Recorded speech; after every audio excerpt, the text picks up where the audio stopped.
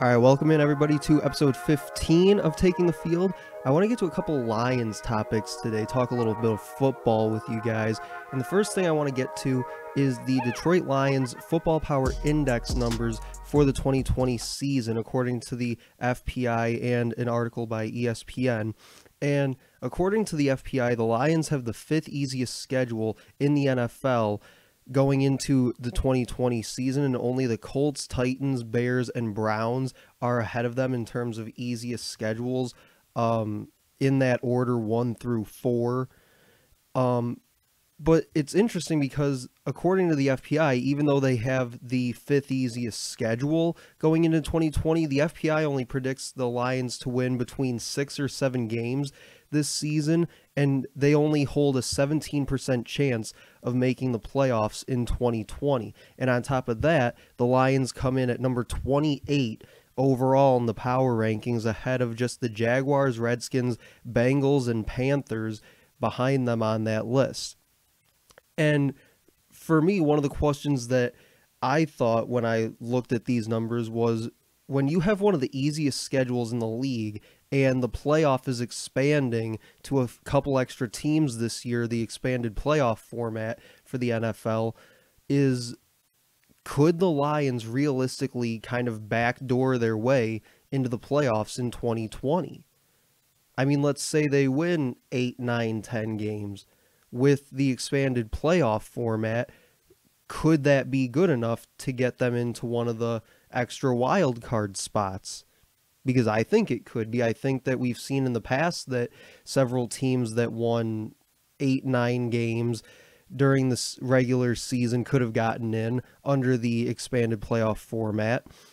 But the other thing that I wondered was, if the Lions really do only win 6 or 7 games again this year, especially if Stafford is able to play an entire 16-game regular season, do Bob Quinn and Matt Patricia get another year in 2021?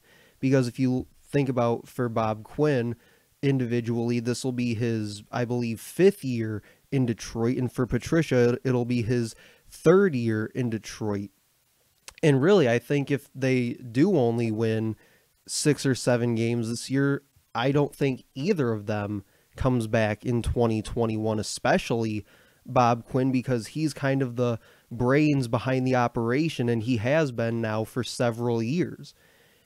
And if 7 wins is the best that he can produce as the GM of this franchise, then no, I don't think he comes back in 2021. But then again, I'm not the one in charge over there at Ford Field, so that's just my opinion. I'm not saying that's going to happen. And then when you look at Patricia, let's say he does win 7 games this year. His record through 3 years in Detroit will be 16-31-1 overall through 3 years.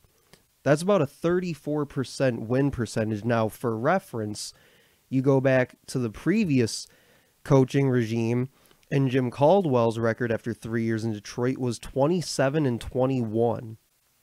And he finished his 4-year tenure at Detroit, with a 36-28 record in 4 years. That was about a 56% win percentage over his 3 and 4 years here in Detroit. So really, what you've done is, in 3 years, you've become 21% worse than you already were, essentially. So in 2021, if these things do play out, if they do only win 6 or 7 games, if they don't make the playoffs, if they're still in the bottom third of the NFL, then no, I don't believe either one of them comes back for the following year. But even with all that being said, Matt Stafford has some high expectations for this Lions offense in 2020. Now, Stafford, alongside many of his skill position players, which I'll mention in a minute, are now entering their 2nd season of this Darrell Bevell offense. And like I said, the guys expect a big leap from year 1 to year 2 this year, assuming that guys like Stafford or Kerryon Johnson can stay healthy for most, if not all, of 2020.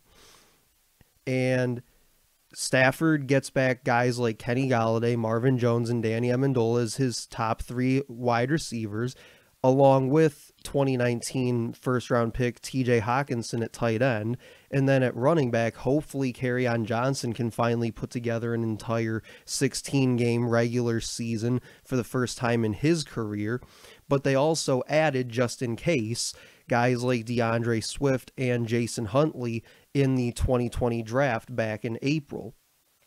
But when you go back and look at 2019, when Stafford played that first half of the season, he ranked 2nd in touchdowns with 19, 4th in passing yards with 24.99, and 5th in passer rating with 106, while only playing the first few games of the season, that first half of 2019.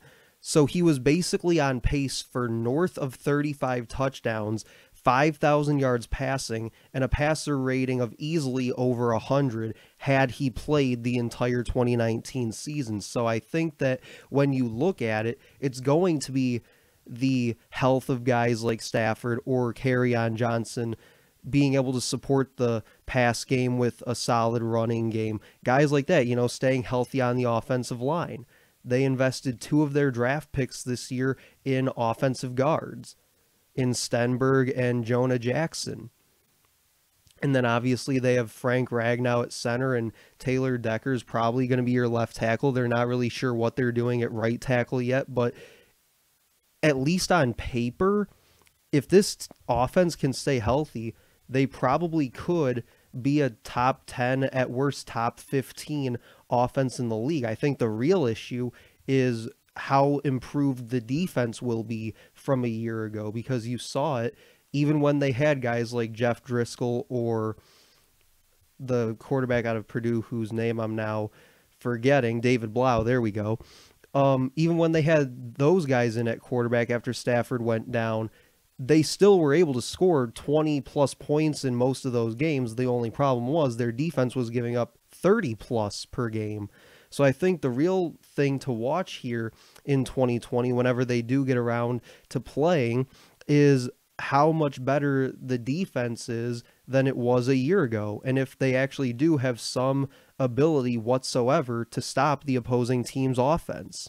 Because if they do, I don't think it's that crazy to think that they could win 8, 9, even maybe 10 games this season. But if they don't, it'll probably be the end of Bob Quinn and Matt Patricia in Detroit.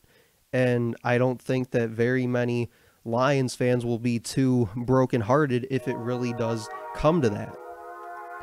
But that'll do it for episode 15 of Taking the Field. Make sure to like, comment, and share on this post, and also check out takingthefield.com for any past episodes of the podcast.